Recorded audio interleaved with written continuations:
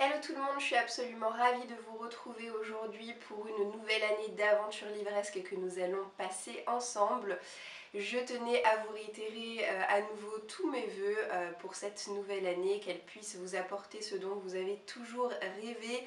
Pour ma part, c'est vraiment en bonne voie parce que comme j'ai pu vous le dire la dernière fois, je suis sur le point de déménager d'ici quelques semaines et de retrouver une bibliothèque digne de ce nom, donc je suis vraiment heureuse. Je vous retrouve aujourd'hui plus particulièrement pour une première vidéo de sélection de sorties livresques. Je vais donc vous présenter dans un instant les différentes sorties de ce mois de janvier qui me tentent particulièrement, mais au préalable je vais, comme vous en avez certainement l'habitude, procéder au tirage au sort dans ma saga Book Jar. Alors ce mois-ci c'est un seul et pas deux livres que je vais tirer au sort dans ma saga Book Jar, tout simplement parce qu'il me reste encore beaucoup de services presse à écouler et je ne suis tout simplement pas sûre de pouvoir tout lire. Du coup, je vais jeter mon dévolu sur cet origami en forme d'étoile et on va voir dans un instant quelle sera la suite de séries que j'ai tirées au sort.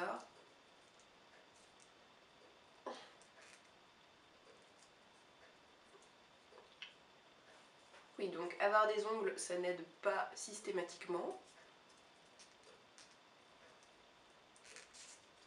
Voilà, alors, en janvier, je devrais lire. Ouais, je saute pas au plafond, mais je vais quand même m'exécuter, d'autant que c'est une suite qui s'annonce être rapide à lire.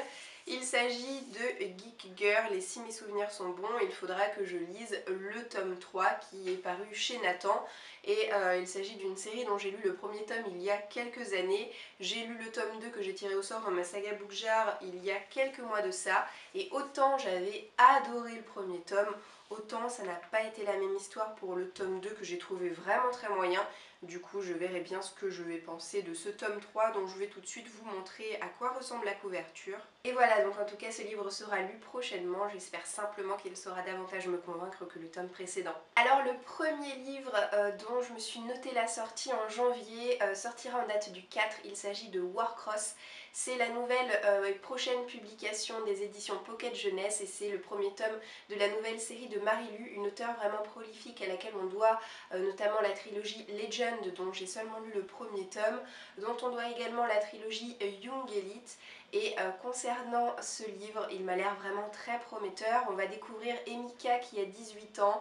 Elle est chasseuse de primes pour essayer de résorber les nombreuses dettes qu'elle a et elle officie dans Manhattan et pour essayer d'oublier son quotidien qui est finalement pas très gai, et ben elle s'exile dans un jeu vidéo en ligne qui s'appelle Warcross.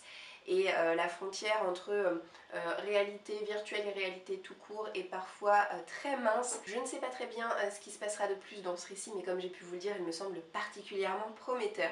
Je passe maintenant en date du 11 janvier où sortira Heroes, écrit par Battista Tarantini aux éditions Hugo Roman. Dans cette nouvelle romance, on va faire la connaissance de Grace, qui était une étudiante en médecine à qui vraiment la vie souriait, jusqu'à ce qu'elle doive subir une transplantation cardiaque d'urgence parce que son cœur a lâché du jour au lendemain.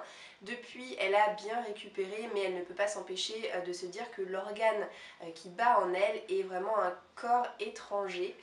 Et elle va décider de s'exiler en Australie chez sa tante afin d'essayer de trouver un nouveau sens à donner à sa vie. Et à peine arrivée dans le bush australien, sa voiture va tomber en panne et un garagiste local qui s'appelle Z va lui venir en aide et elle va être immédiatement fascinée par lui. Je connais pas cet auteur, mais j'ai demandé à recevoir ce livre parce que le résumé a vraiment su me parler et j'espère ne pas être déçue par cette future lecture. En date du 16 janvier sortira aux éditions Rajo Léo, Mon secret est une chance. Cette histoire est écrite par Gwenaëlle Barusso et je suis particulièrement fan de l'illustration de couverture de ce roman. Je ne sais pas très bien si avec les reflets quelconques vous l'apercevrez bien comme il faut, mais en tout cas personnellement je l'adore. Concernant l'histoire, elle se passe en 1869 en France et Léo, qui est ouvrière, va apprendre par ses parents qu'elle est en réalité la fille de riches parisiens. Elle va donc tout faire pour devenir servante rue Saint-Germain pour pouvoir approcher ses véritables parents biologiques. Il s'agit donc du premier tome d'un diptyque qui me tente énormément et je verrai bien à la lecture de celui-ci si cette histoire sait me passionner autant que je le pressens. En date du 18 janvier sortira également une nouvelle publication des éditions Lumen. Il s'agit du troisième et dernier tome de la trilogie Forget Tomorrow écrit par Pintip Dune. Alors ce dernier tome s'intitule Live Today et je vais pas trop vous en dire concernant l'histoire parce qu'étant donné qu'on est dans un dernier tome, je ne veux absolument rien vous spoiler. Sachez en tout cas que j'avais vraiment beaucoup apprécié le premier tome et que j'avais encore plus adoré le second.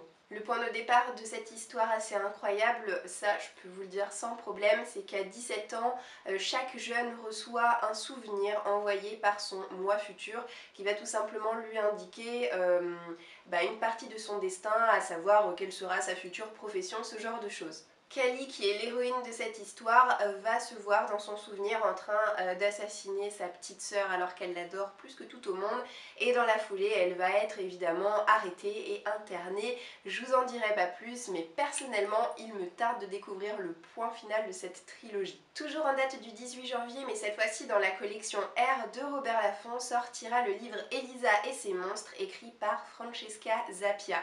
On va donc faire la connaissance de Elisa qui est une adolescente qui est extrêmement introvertie, très timide, qui manque vraiment de confiance en elle et qui est également un petit peu étrange. Mais là où elle prend vraiment confiance en elle, c'est sur internet puisqu'elle est la créatrice d'un webcomic extrêmement populaire. En effet, elle possède des millions de fans et de followers à travers le monde et tout le monde ignore qu'à travers son pseudo se cache la timide Elisa. C'est un livre qui me tente énormément de par son sujet. Francesca Zappia, je l'ai découvert dans son autre livre qui s'intitule Je t'ai rêvé. C'était un livre auquel j'avais mis la note de 3 sur 5 que j'avais trouvé sympathique mais un petit peu étrange et qui parlait d'une héroïne qui était atteinte de schizophrénie. Je l'avais trouvé très bizarre. J'espère que j'aurai pas tout à fait la même sensation, le même sentiment à la lecture de sa nouvelle publication qui me tente en tout cas bien plus. Et pour en finir avec la date du 18 janvier, je me suis également noté la sortie du tome 2 de Elia, la passeuse d'âme, écrit par Marie Vareille qui va sortir aux éditions Pocket Jeunesse.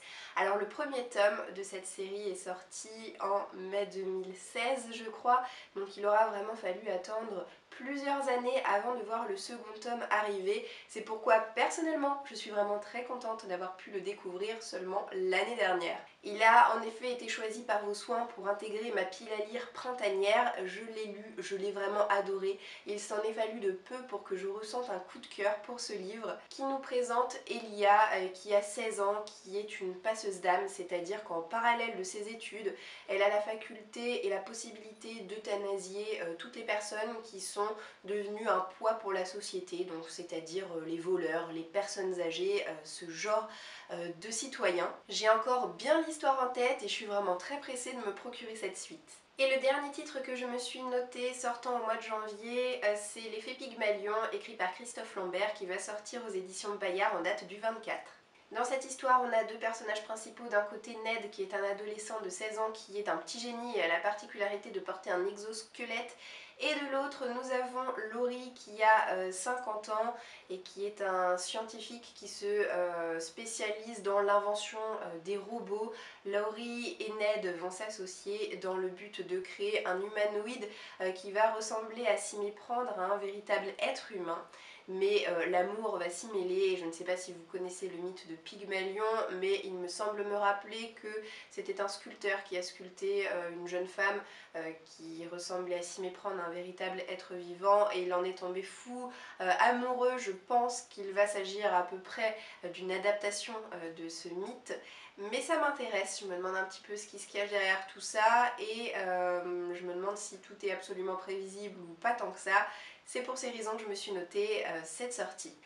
Voilà, ça y est, j'ai déjà fait le tour de toutes les sorties du mois de janvier qui personnellement m'intéressent. N'hésitez pas à laisser un commentaire en dessous de cette vidéo pour m'indiquer si vous aussi, il y a certains des livres que j'ai pu présenter qui vous interpellent énormément.